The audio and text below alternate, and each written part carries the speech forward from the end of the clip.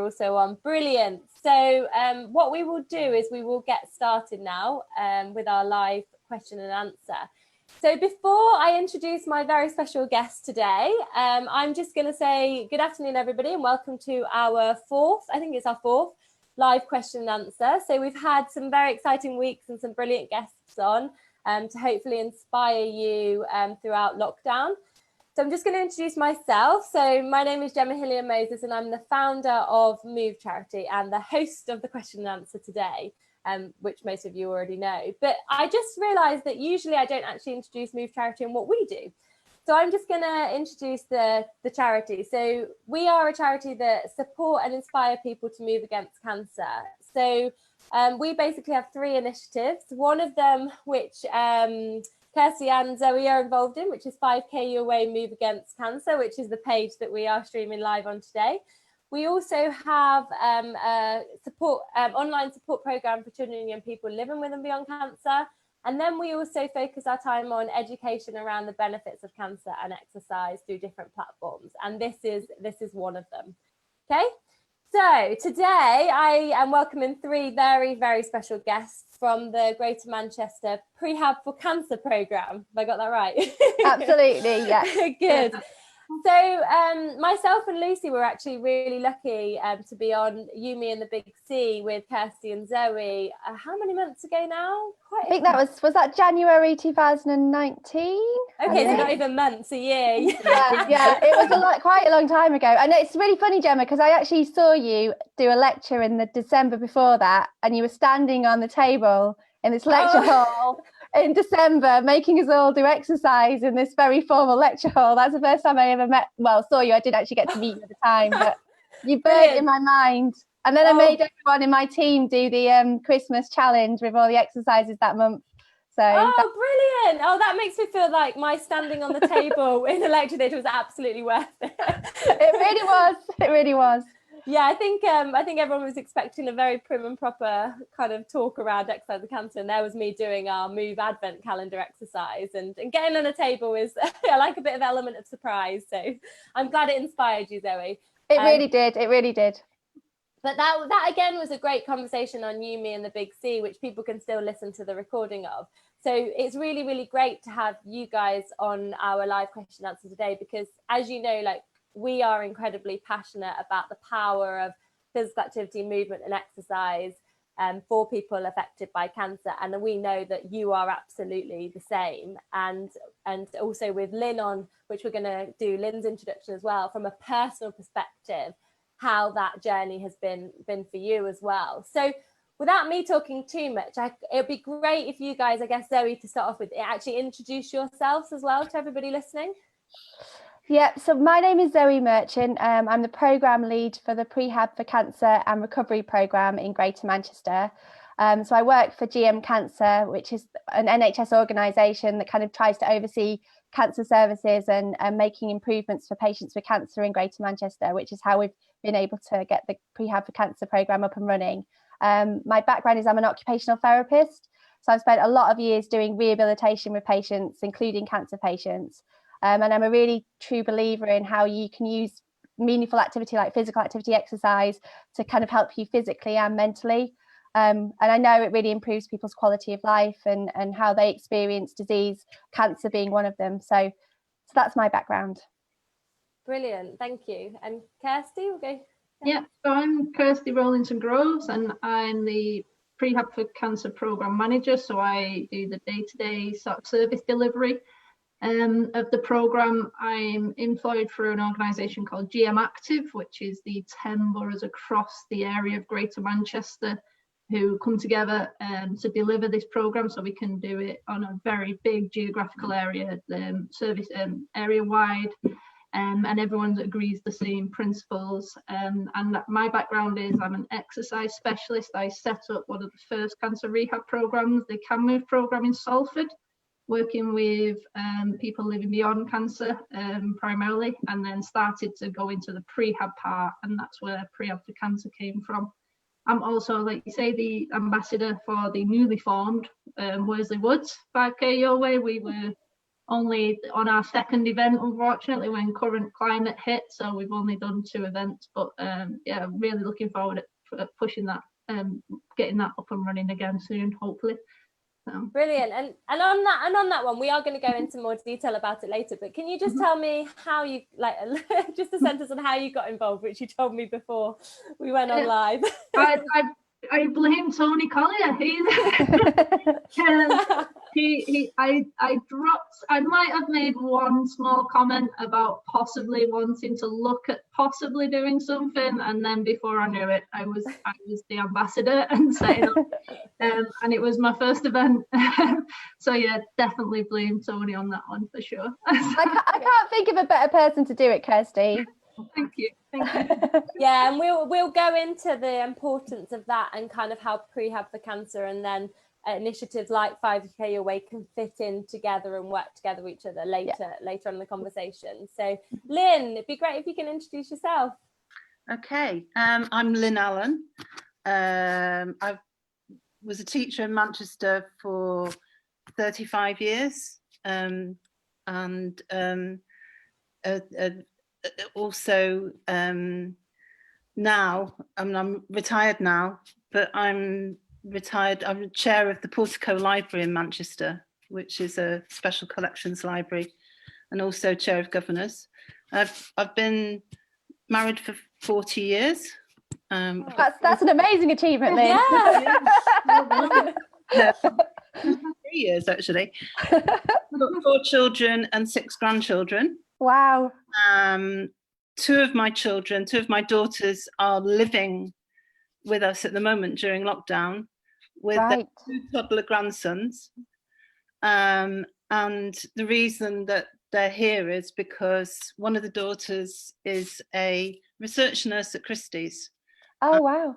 Her husband is accident and emergency specialist, so he's on the front line. And she's pregnant again and expecting a baby in August, so she can't risk getting coronavirus. So she's living with me, but she also came to live with me to help me after my operation in February. So there's something about that. If you, I mean, do you want me to say about my involvement now? Yes, yeah. If you, just to introduce everybody, yeah, that'd be great. So I had breast cancer five years ago, well, 4.5 years ago, and touch wood, no recurrence. However, the radiotherapy that I had for the breast cancer left me very tired and inactive. And to be honest, I never really did anything about it. I mean, some stuff was offered to me, I suppose, but I just became, because I've got, my knees aren't very good, I just became more and more inactive. And so I mean, inactive in the sense that I wasn't doing a lot of exercise at all because it hurt and I was tired and lethargic, and put on weight. So I did the bowel screening in November and there was something dodgy spotted, and I was diagnosed with bowel cancer in January. And then I had a horrible few weeks wondering if it had spread, not knowing. And the same week I was told that I would need knee replacements, but that went out of the window. Yeah. In terms of the fact that the bowel cancer was obviously more urgent than that. And so I felt like I'd been born again when I went to see Mr. Ramesh, the surgeon, at the sort of end of January, who said that he could operate, and that had a planned operation for the 25th of February. But because of Prehab for Cancer, there was the surgery school, and I sort of said that I was worried because I didn't feel very fit. And right away, he and Helen, the nurse, suggested that I should try Prehab for Cancer. And and it was very, very quick. I met Kirsty almost right away as soon as I was suggested for it. She was brilliant from the beginning, and I started. She was very good about, you know, what you can do. So she knew that I couldn't sort of go on a running machine for a start. So I did a lot of things like seated cycling and hand strength, and getting up and down from chairs with weights and so on, which was tremendously helpful. But also swimming was recommended by both the surgeon and by Kirsty. So I am a member of the Waterside Club. And as I said, because they said at surgery school, it was like training for a marathon. I couldn't run a marathon, obviously, but I could swim a long way. So I swam a lot before surgery, knowing, and of course I haven't been able to swim since, which is a great thing for me, because I grew up by the sea and I've always loved swimming. But anyway, you know. Yeah, and that's brilliant. I was going to say, Lynn, that's really brilliant to hear in terms of your journey into the Prehab for Cancer program. And just for a little bit of a reality soundbite, I was getting back into swimming over the last few months. So do you know when you'll have the same, when we feel like you're losing your swimming arms right now with the pools being closed, and I definitely don't have a paddling pool in my back garden like some people do. So no. Yeah. So actually the arm, because I think I have pretty strong arms anyway from swimming, but you know, actually the arm exercises really help. I've never done weights before, and I feel so much better now. You know, I feel like my core's getting stronger, and that means my legs are getting stronger as well. There's more support there for them. So brilliant. It's been a revelation to me, really, doing that, I think. Are the toddler grandchildren not keeping you fit and active, Lynn? Having them live with you? Oh, yeah. I mean, fit and active. I mean, it's difficult to chase after them, especially when they run for the pond and try and get in it. Health and safety hazard.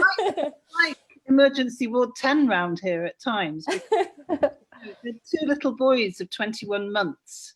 They were born within like 3 weeks of each other. Wow. Rooms. But they're great. They're great fun. But I don't think my daughters have ever been to accident and emergency before. I mean, we actually had an incident last week where he fell off. They were going down a slope outside, and they fell off onto one of them fell off onto his head. Oh dear! Oh, no. So she had to go. She had to go to A&E with him, and she had a mask on, and of course, I mean, it was really quick in A&E because there was nobody there. Yeah, I think that's the reality at the moment, isn't it, as well? So let's talk about, like, we've heard from Lynn's personal experience on how, you know, exercise has become part of your treatment program, Lynn, and actually the way it's made you feel and how you feel you've benefited from it. But I was thinking when I was preparing for this question and answer, so I had a phone call quite a while ago with one of our ambassadors from Sheffield, Helen Quirk, and we spoke about when you're within the cancer space, in terms of, especially for me on Twitter, which I use a lot for work, you feel like you hear about exercise and cancer constantly, and you feel like every single person knows about it. Yeah. But the reality is, it's only a small space, and there's still a lot more education to be done in terms of health professionals, but also people affected by cancer, on the benefits of that.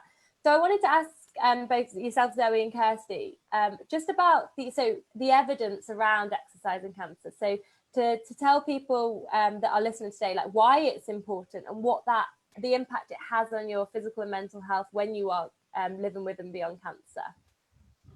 Well, in terms of the evidence, there's a huge amount of evidence, and it's building every day. I can't remember the numbers, but in terms of the research studies that have been done, there's so many research studies out there now about exercise and cancer. I think with our program, one of the main focuses is, because at the moment it's mainly offered to people who are having surgery, and it's understanding that when you go through surgery, you're having that physical onslaught of your body, And actually, it's probably going to be one of the most stressful things your body's going to go through in your entire life. And it's understanding, like Lynn said, you know, you wouldn't run a marathon without training. It's exactly the same. If you're going to put your body through that kind of physical stressor, you need to do some preparation and you need to be as fit as possible. And it's understanding that if you go through surgery and you're not prepared and physically you're not optimized, that you've got that risk of complications. And sadly, regardless of what happens around the cancer, if you experience complications going through surgery for cancer, that can actually have a negative impact in terms of your mortality, your morbidity, you know, disability, how you're able to live after your operation. So one of the really key things from us from a kind of a health clinical perspective is actually understanding that if we can optimize someone in advance of that surgery, then they're going to do much better. They're going to get better clinical outcomes. But we also know all the brilliant mental health aspects and well-being aspects of preparing someone with physical activity and exercise as well. Yeah, absolutely. And I think, like you say, from like preparing for surgery, but often they say things like chemotherapy and radiotherapy has a huge impact on, you know, even if like you have, you know, everybody is different in terms of diagnosis, their health status, when they are going through treatment. But like you say, you are hitting people really hard with treatment, and that has such a dramatic effect. So that if the body could be in a better position, then the likelihood is the outcomes are better. Yeah, well, it's the same with chemo and radiotherapy, because at the end of the day, if we know people experience a lot of fatigue. Unfortunately, some patients, when it comes to radiotherapy and chemotherapy, if they're not fit enough and if they're frail or haven't built up those reserves, they might not even be able to go through with their whole course of their chemo or their radiotherapy, which obviously has then potentially a negative impact in terms of their outcomes. So it's really important. It's not just about surgery. Obviously, that's the main focus, because we're starting out with our program and we've had to start with certain patient groups, and surgery is where there's the strongest evidence for doing prehab. But we know absolutely the same principles apply for radiotherapy and chemotherapy as well. Yeah. Can I just come in there with something? This is obviously very, very personal to me, but I mean, I had stage 2 bowel cancer, which normally would have a great sort of, it's a great prognosis from that point of view, because there were no lymph nodes involved, 41 removed and none of them involved. But there were certain worrying aspects of it, softer aspects, EMVI, and I was offered chemotherapy for it. And the fact was that if I'd taken the whole course of chemotherapy over 6 months, it would only have improved my chances by 3 or 4%. Whereas I've made the decision in the end not to have the chemotherapy, but put my faith in the exercise regime, actually, because the exercise regime, from other things that I've read, and obviously I'm sort of slightly academic background, so I read a lot. Yeah. And the exercise, articles on exercise and the positive effects of it on recurrence in terms of, I mean, they can't guarantee that, but it is a much better prospect than actually what the 3 or 4% that I would have got from chemotherapy. And Lynn, can I ask you there, is that guided by a health professional or a team of people around you as well? Because I know you are part of the Prehab for Cancer team. So, because often health professionals, some are extremely good around supporting people to exercise and talking about it and saying it's a really positive thing, but often it's not something that's discussed with your consultants or your healthcare professionals. I think it's becoming more and more now, but how does that work in your setup? I think the whole team is very, very good at Wythenshawe, the bowel cancer team, colorectal team. It goes right across. They have meetings on Fridays where they discuss individuals and, you know, the analysis and so on.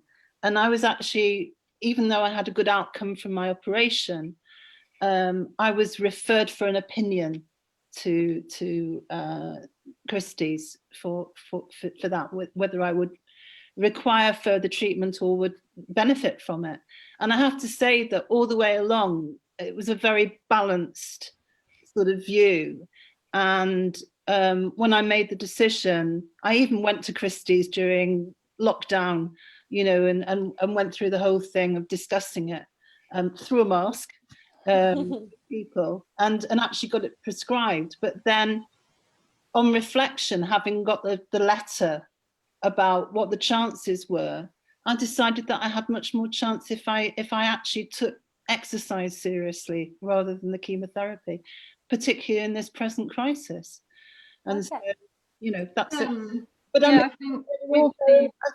I think the whole team, certainly the oncologist that I spoke to, he said, you know, were you very aware of the advantages or the very modest advantages of it?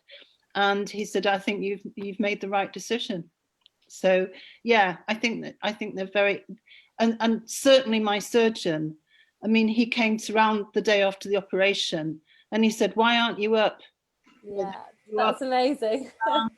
You know, and he said, you promised me that you'd get up and you'd be walking around, and it made me get up and push that. And you promised me you'd get up too.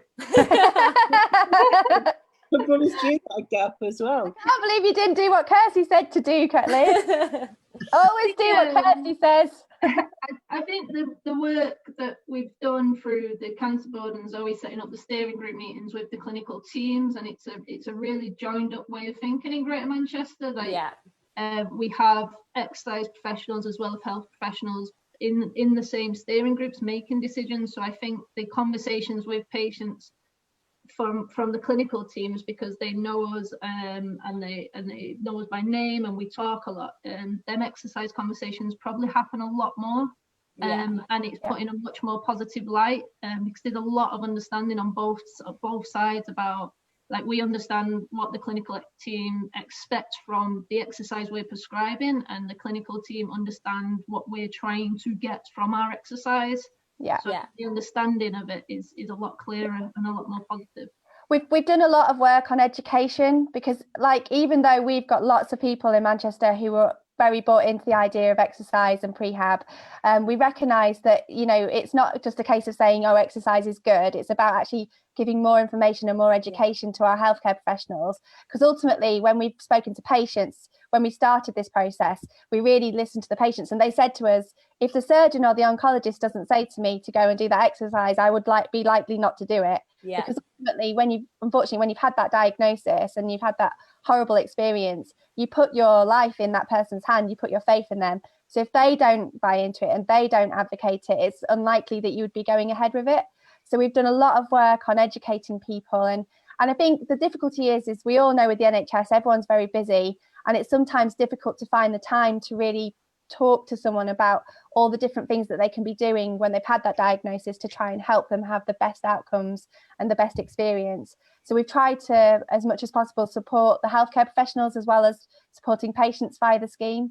Yeah, which is so important. And I think from an external point of view, looking at the work that you guys are doing, you are leading the way in terms of integrating into the cancer care pathway and the exercise model, which is incredible to see, because like you say, consultants and surgeons and the nurses are having those conversations, and those teachable moments that they hold with their patient are so important, like you say, to them, for patients to then take that first step onto things like Prehab for Cancer, or, you know, going along to a 5K away group, for example. So let's just take it back slightly, and what I want to do is ask you about what is Prehab for Cancer. So why did it start in the first place? So where did the vision come from, and why was it set up, and who's involved in it, and how does it all work?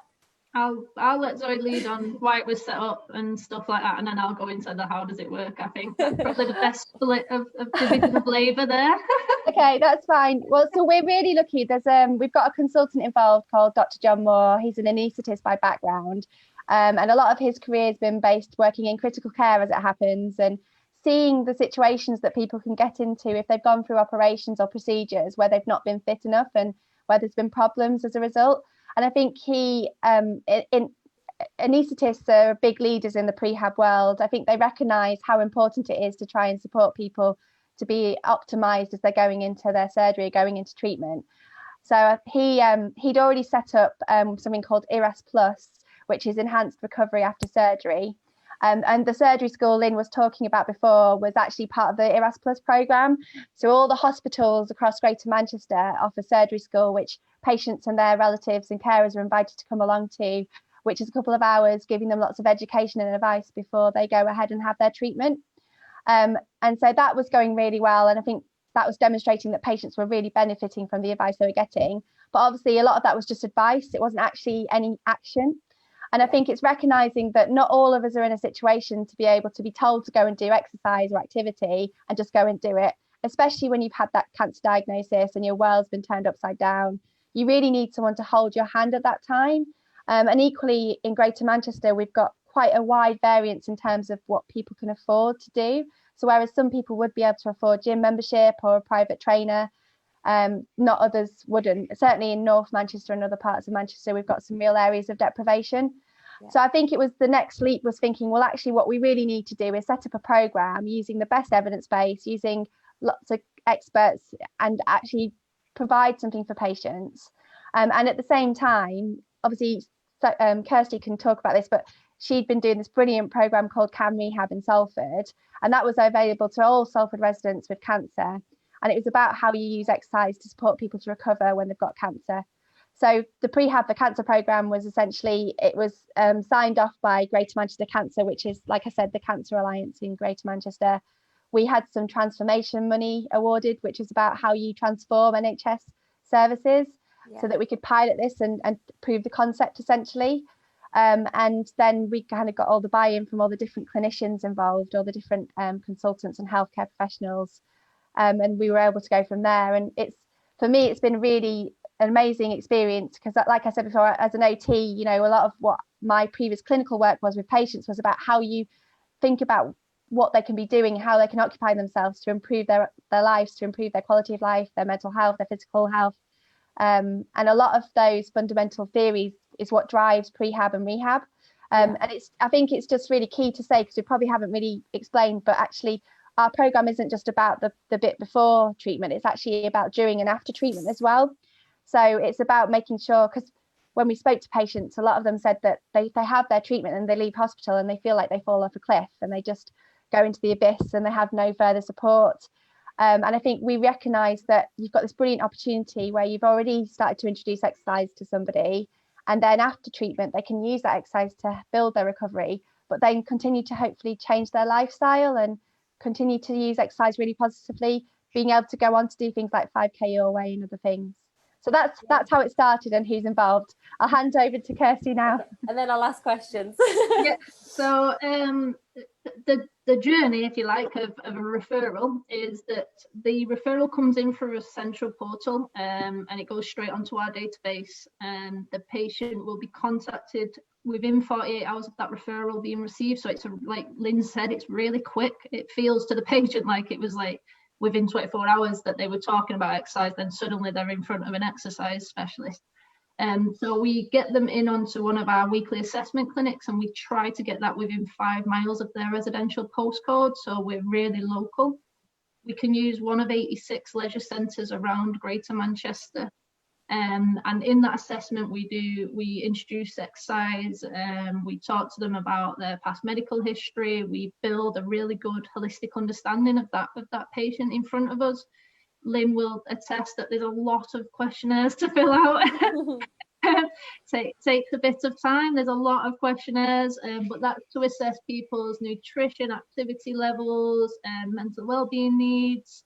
And it really helps us to then give them a really specific tailored programme, which the patient will follow with us for however long we have them before surgery. So that might be 1 to 6 weeks possibly. And then we go into the exercise. So the exercise we use it's really research based. It's where the evidence comes from.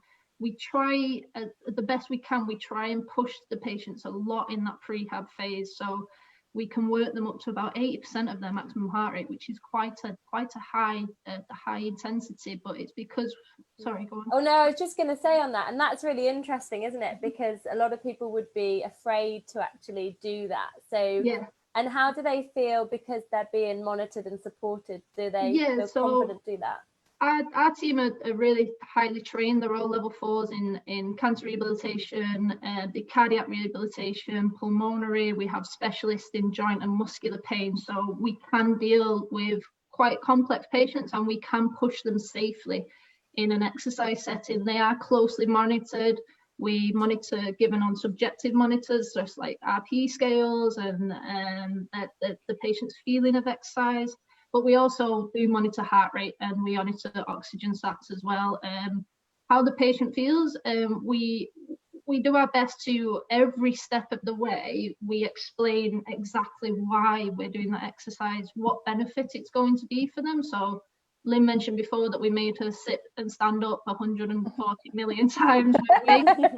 But we explained that's because the day after the operation, when that surgeon or physio tells you to stand up, that's what's going to help you do that. And as soon as patients get that and understand why they're being asked and why they're being pushed, they embrace it. They want to do it. They want to get better at it. They want their scores to be better. They want their assessments to be better. And I think because we are a really supportive team, I think it's clear from the day that the patient meets us that we're part of their care team, we're part of their clinical team, and that trust that they have with the clinical team transfers onto us. And like I say, they embrace it. And I think Lynn's probably the best person to answer what it does for their confidence and mental health, because she's the one who did it. Lynn did the prehab with us when pre-COVID. She went off for operation just before COVID hit, and she started her rehab in COVID. So currently we're a remote service, so we do telephone assessments with people, and then we design an exercise program that we post out to people or email out, and people then do it with us over the phone or video chats. We do stuff like this with our patients. And Lynn started her rehab in this current climate, so she's had both service models, so see which one she prefers. Yeah, so Lynn, tell us a little bit about how being on the program has helped you, like the benefits that you've felt, and then the difference between the two, I guess, pre and post, well, pre and during COVID. Hugely, it really has helped me a lot, both physically and mentally. But just on the getting up after the day after surgery. Yes, Kirsty was very much, get up and down, making me do it. And in fact, I went to Devon, to the seaside just before surgery. And I don't mind telling you that people were looking at me very strangely as I was on a bench, getting up about times from the bench. But I was determined to be able to get up the next day. Yeah. After surgery, and I did it, even though I felt absolutely ghastly. But and Lynn, I think just quickly pointing, I think so many people will find that so inspiring just to hear that coming from you, because like it is so difficult to make that decision to do what you were doing, and actually the people listening may be in a similar situation and will to get that motivation from you to say actually you can do this when things aren't really going too well for you. Well, I also insisted on having something to push, so I could actually get out of bed myself and push it without people sort of holding me. And that was very important for my confidence, and I had one at home waiting for me, and practice going upstairs as well, because that was something that I was terrified that I wouldn't be able to do. And just to mention that, I mean, my surgery was actually 6.5 hours, which is pretty lengthy, but it was keyhole surgery, so that made recovery much better. But if we're talking about what it's like, pre, I was very, very fortunate, because I was discharged from hospital just before the COVID-19. And had my operation out of the way. There was no mention of it at the time. How lucky was I, and then, but somebody, Sue, who Kirsty was also helping at the same time, and who I had a lot in common with. She was a teacher in Manchester as well. She went in for an operation, but didn't recover as well, and had to go back in again, and got COVID-19 as well, even though we were going in at the same time. So that's how narrow my escape was from that. But in lockdown, so I enjoyed the service beforehand and seeing Kirsty, and found that very encouraging. But I found it fine in lockdown. I mean, I'm very lucky. We've got a lovely garden that I can walk around, and I can walk around, the sort of around the outside of the house. Got a complete kind of circle to do lots of steps there. I've got a bench in the garden where I can do exercise as well. I've got a bicycle upstairs. What I did have was I got weights. I've got the bands, which are brilliant. I really like the band. It's around the bedpost. That's amazing. We've sent out resistant bands to everyone as well from the team. The resistant bands are really good. I'd never used those before either. But I find that very good. I've also got a portable bicycle, sort of cycle machine, but it's also a hand thing as well. It's only about 30 quid. But although a full-blown static bike upstairs, I find this little portable one really good, because like if we go away, which we're not doing at the moment, but we did beforehand, I can use that. So I'd really recommend that to people as well, to have something that you can just physically carry around with you, and not, that's very good. So I think, Lynn, listening to you there as well, it's amazing to see how well people do adapt, even regardless of the current situation. And I think you're a prime example of focusing on what you can do rather than what you can't do, because there are people out there that will panic that this has happened and that they don't get the support they need. But I think, like, from a prehab for cancer service, as well as like us guys, we've tried to adapt to the current situation so that you can support people in the best way possible, and it's working. People are being supported in the right way. 10 weeks since my operation, and I've only been out once, and that was to go to Kirsty for that consultation. Right. So I've been outside the gates for 10 weeks. But as I say, I'm fortunate. We've got a nice house and a garden which I can go in. I was just going to add, one of the things that we didn't really speak about is that I think there's something about self-control, and about, like, when you're first diagnosed with cancer, people often feel out of control, and that can really affect you from a mental health perspective. And so I think one of the things we've really tried to emphasise in Prehab for Cancer and in the programme is actually the patient feels like they've got some control over what's happening to them, and they actually, some of it's down to them, as opposed to being, a whole team of other people responsible, and them just feel like they're being done at.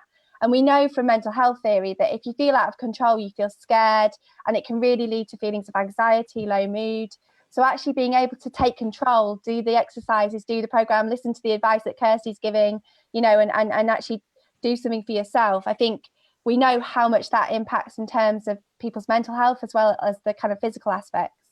Absolutely. So I've got a question here from Angela, actually, but it prompted me to have a think about my own experience of and why I set up Move Charity. And Kirsty had already covered it around. So when I was first diagnosed, and then when I went through my treatment and I realised the power of movement and physical activity, and for me it was running, but how that made me feel both physically and mentally, and then how that impacted on my recovery afterwards, was really it's really amazing to see how that really helped me. But the reason I set up the Move Charity was because I was so passionate about having that. So when you have your appointment with your consultant when you're first diagnosed, or you're going through your treatment options, then having an appointment with an exercise specialist, so you have your treatment pathway, but then also you have your exercise and cancer rehab support. And you guys have been able to do that. And like myself and Lucy, for example, have tried to do this at Nottingham Hospital and not got very far with it. And I think this ties into Angela's question, actually, on, like, I think quite a lot of people will be interested on how are the programs, how is Prehab for Cancer funded? And I know this might be quite a lot of detail for you guys, but if you can give us the smaller answer. But also, do you think this is something that could be rolled out nationally? Like, because I think people watching this, it's incredible the work that you guys are doing, absolutely incredible. And if you're diagnosed in the area, you can get that support. That is amazing. But if you're another part of the country, it's like a postcode lottery, isn't it? So it'd be great to learn a little bit more about the funding of it, but also, is there a national vision of making this elsewhere? So there is absolutely, I think we have been very lucky in Greater Manchester to do this as a transformation programme, but there are lots of other places nationally who are looking at prehab services and programmes, and they're not necessarily doing it at the same scale as we are, doing it across the whole of Greater Manchester, but they are definitely doing it in pockets of hospitals. At the moment, so Macmillan have been a huge supporter of the prehab principles, and they released some guidance on it last year that we were actually involved in writing. And they've actually got a programme called Safe Fit at the moment, which people can self-refer to online, where they've got instructors who can support them at home because of the COVID crisis. But I think it's frustrating. I think we were making really big waves in terms of trying to roll this out, and there was a lot of coverage at Christmas about prehabilitation, and NHS England have started to think about, you know, how this could potentially be implemented elsewhere. But unfortunately, obviously COVID has happened now, and so some of that's a little bit to be determined. We're not really sure what the future holds, because obviously there's a lot of implications from what's happened with COVID that we're going to have to take on board. But I think there is really a drive from many different healthcare professionals, different exercise specialists, different organisations, to try and make this something that most patients would be able to access, and we'll definitely be working towards that as much as we can. Yeah, what it has done is proven that in Greater Manchester, like the geographical setup of Greater Manchester is 10 boroughs that have come as one. So Manchester is one of the boroughs, and then we've got all the other ones that all talk, and across those boroughs is a bit of a postcode lottery when it comes to even treatment options and stuff. But they've all agreed and they've all signed up to offer this like borough-wide. So I think it has proven that it can be done at service level and across a massive area. Greater Manchester is huge. It's 2.6 million people, I think, or something like that. So it is a massive area. So I think it has shown that there can be a successful program implemented into a clinical pathway, if you like, with the co-design of using local leisure facilities. It doesn't all have to fall on one team. If you get the right people in the same room talking, then you will get an approach that could work across a wider area. Absolutely. And I think that what we've learned very quickly, and what I've learned, is partnership work is crucial, and it's key across the whole of the board. And I think if we can keep doing that more and more, that will really help to make these initiatives and programs a success across, like, nationally as well. Because I think from my involvement, I obviously got involved in cancer through a diagnosis, and then that's where my professional work came into it by forming the charity. And 8 years ago, there was nothing like this, no option, no even conversation, not much conversation around exercise cancer and the benefits. And it is growing, the evidence base is growing, the programs and initiatives, there's more and more of them. And like you say, it's maybe in the future, it could be a standardized across the UK, which is what we're really hoping for. Eventually. So I can see there are quite a few questions, which is great actually, but we'll go to them after this question, because I need to bring in 5K your way. Absolutely, of course. before we move on, and I told you it wouldn't be 40 minutes, but that's fine. So I kind of asked both of you, I know Kirsty and Zoe, about your involvement and experience of 5K Your Way. So Zoe, from I know you go, Tony will be, you can only say nice things, but your experience from a healthcare professional background going to the 5K Your Way group, but then also probably from a personal experience as well, how that's helped you in terms of connect with potentially patients that go along to those groups. And then Kirsty, I guess from an ambassador point of view as well, why are you involved in it, and what do you see the importance of it being? Okay, Kirsty, do you want to go first? I'll go first. So I'm a middle distance runner. I like the furthest I go is 10k, and then I'm bored. That's it. I'm done. I can't get past that 10k mental barrier. So being outdoors and walking and running has always been something that I really like to do for myself, for my own mental health more than anything. It's not a physical thing for me. It's to clear my head. It's to get that thought process, that space. I'm a cancer widow as well. I lost my husband 4 years ago to cancer diagnosis, and it helped to get out running, helped me to deal with that. So getting involved in 5K Your Way was was more, for me, more about getting people and the people who were affected, but also their families, and taking care of giving that outlet to the wider community of somebody who has cancer.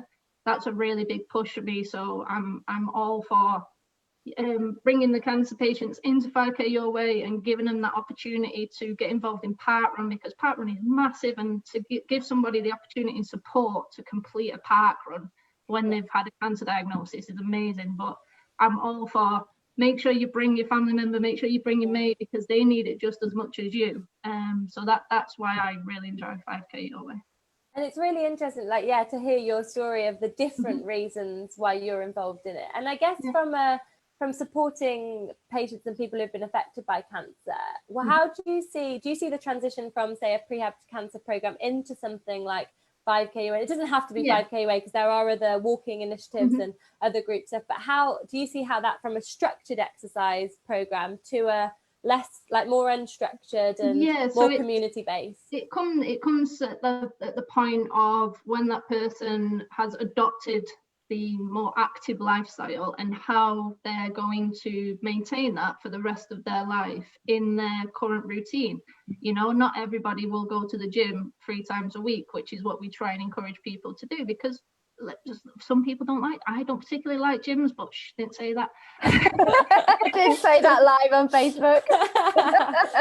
It's not my idea of exercise. So in order for somebody to adopt a long-term behavior, they have to be given a menu of options. And if getting out there and walking and running and seeing local scenery is what they want to do, then that's what they should do to maintain that active lifestyle for the rest of their lives, definitely. And that's how I see it supporting a prehab for cancer type program, is to adopt into people's choices. It gives people a different aspect of exercise, it gives them a different support system, and it's a different access point, if you like. Yeah, brilliant. I was just going to add, from my perspective, I think cancer is still really a taboo subject, and I think unfortunately it's not discussed as much as it should be. It affects so many of us. Unfortunately now 1 in 2 people are going to have cancer going forwards, and it's something that it really does affect many of us, but it's something that people don't speak about. So I think part of the reason why I think 5K Your Way is amazing is, obviously, you've got all these people who show up to parkrun, and to actually have a group of people there really putting forward the fact that cancer and exercise is important, and it's important to get out and support each other, and doing that in such a public forum, I think, is absolutely amazing. And I think it's just, as a healthcare professional, I've relied so heavily on patients and people like Tony who've come along and supported the program that we're doing, and given us advice and given us comments and thoughts based on their own experiences. And it feels only the right thing to do to go back and to kind of give that back to some extent. And I like the fact that normally when I do it, I'm taking the kids along with me, because it's a Saturday morning and there's nowhere else for them to go. So it's nice to bring them along and actually have that kind of family feel and that support feel, and you get talking to lots of different people. Because I think it's so easy, and I wouldn't hold this against anyone, but it's so easy when you're going through that experience to just want to hide away, to just stay in bed on a Saturday morning and not face the world, understandably. But we know that by getting out there and putting your trainers on, and even if you're just walking with a group of people who are like-minded to you, having a good chat, going for a coffee afterwards, how much that's going to improve your mental health and how much that's going to improve your outlook. And I think it's not just me. There's a lot of healthcare professionals in Manchester who've tried to come along to the 5K Your Way, the one that Tony and Sarah run, and the one that Kirsty's running. I've got some brilliant people, Matt Everson, who's a lung and Claire O'Rourke, who's the associate director for the organisation I'm in. Some people that really believe in it and really want to advocate it. And for us, unfortunately, the program that we've got, it does have a point of discharge. People do get discharged from the program because we really want to push that independent exercise, and so this is a really nice thing for people to transition onto, again, where they're not just left to have to do it by themselves, but they've got other people there to support them to do it.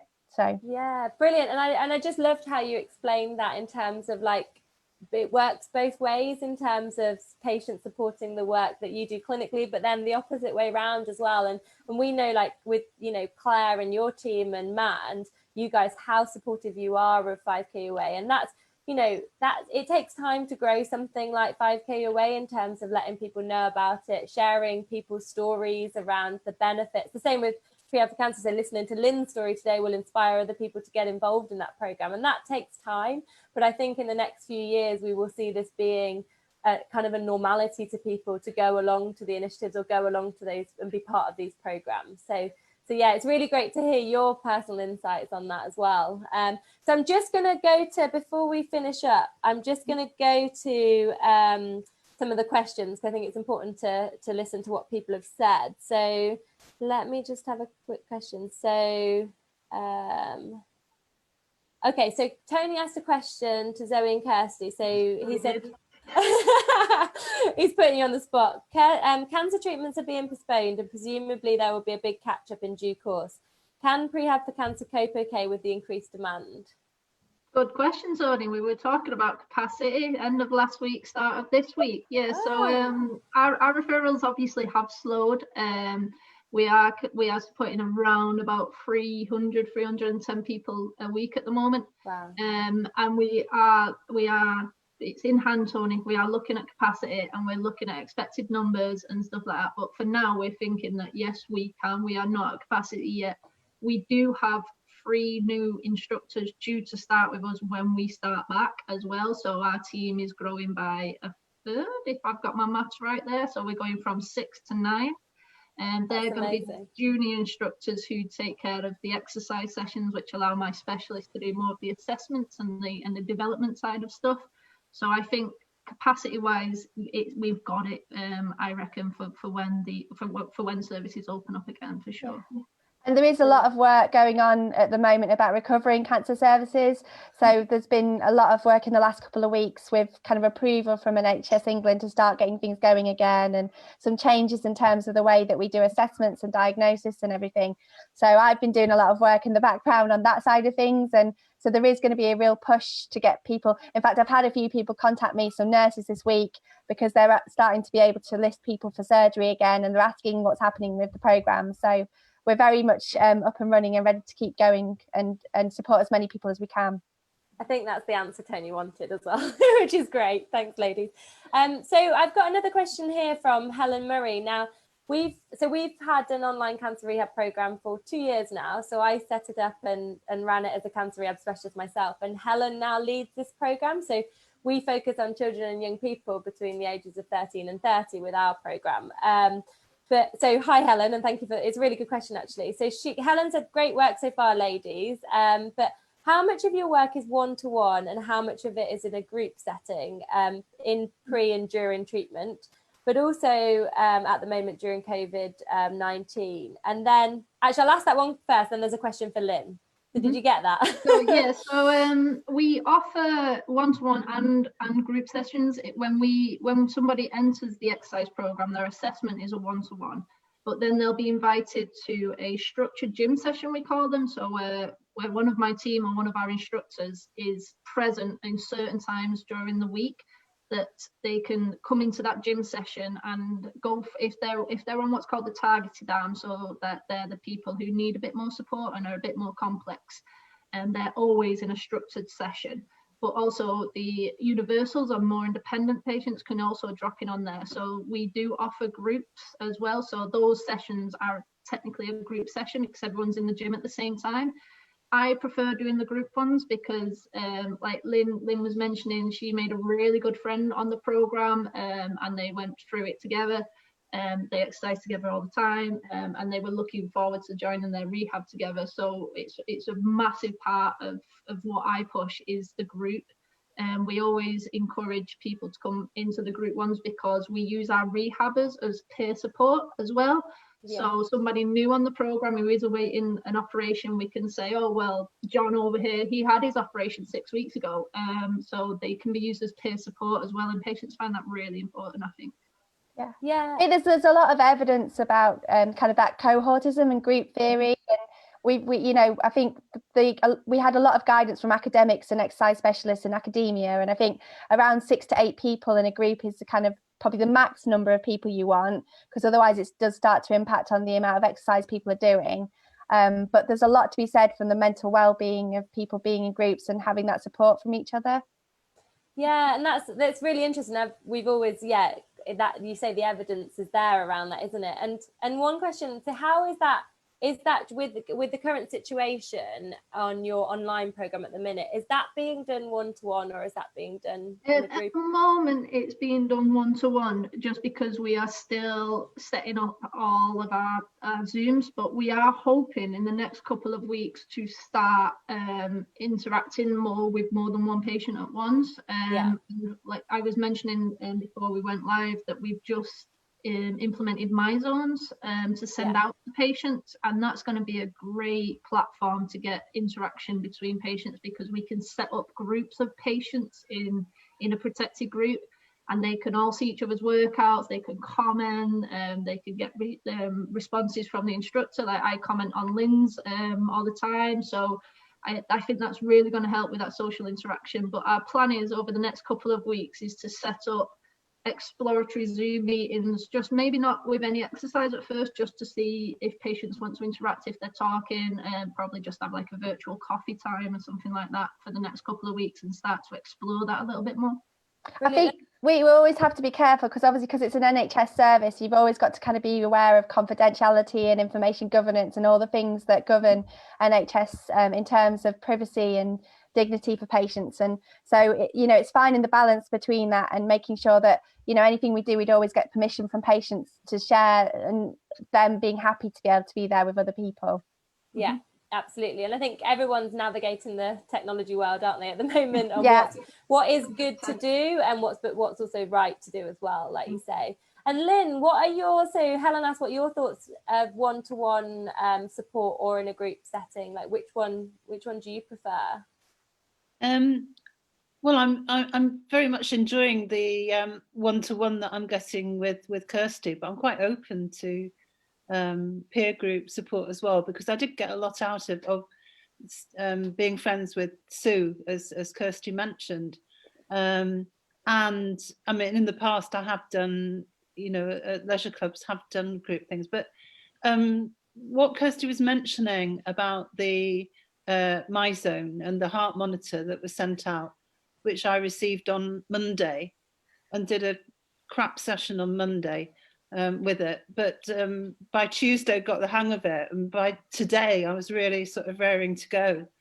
And Kirsty commented on my workouts both times. She could see exactly what I'd done, and as I said, I think before, but I've done in these 3 days that I've had it, I've done the whole exercise that I should have done for a week. And actually got a congratulatory email from Health Trust on it. I can't tell you how much it meant, and of course I've had to take quite a lot of ribbing from my daughters, who are both they're park runners, both of them, but they're teasing me about the amount of exercise that I'm doing. And that's amazing, really, because it does show. Yeah, and it shows that sometimes, we need those external rewards or, motivators to actually kind of inspire us to get going again or to keep going. I think people sometimes underestimate how important that is. Like, some people have it very intrinsically where they can, and it's very rare, where you can fully motivate yourself all the time. But actually, a lot of us need to be picked up and just encouraged a little bit more. And I think, Lynne, that's a real life story of how that's helped you in the last week, hasn't it? Really? Yeah. I think the heart rate monitors are going to be really great for us, because as well as having all the benefits that Lynne said, for us, it is about how you can work with someone in maybe a very short period of time in the run up to surgery, maybe 2 or 3 weeks. And unfortunately, to push them as hard as possible and to make them work as intensively as possible, because we're trying to get them to improve so that, they have the best benefits from going through their surgery. And so the heart rate monitors are going to really help us with that. I think what it did do for Lynne as well, it really reinforced how to exercise correctly at the right intensity, because it is so simple with colour coordination. It literally, it monitors Lynne's heart rate and it puts it into blue, green or yellow. And we said, you need to be blues and greens and possibly hitting yellows every now and again. And like she said, the first time she wore it, in her words, it was a crap workout. It wasn't a crap workout, Lynne. I've looked at it. It was all right. But the last two that she's done, you've really nailed those colour zones. And you said the workout felt a hell of a lot better. And just having that really simple visual has like really improved Lynne's workout, definitely. Definitely, I agree with that entirely. That sounds great. No, that's, I mean, we've been going for an hour. I told you, sorry, Zoe, you were like, if I'm over now, my kids are gonna go mad. But I honestly, I think those listening, and I could talk to you for another 2 hours, because it's so fascinating, and it's absolutely incredible what you guys have created, and the program and the experience, like Lynne, that you've had of it.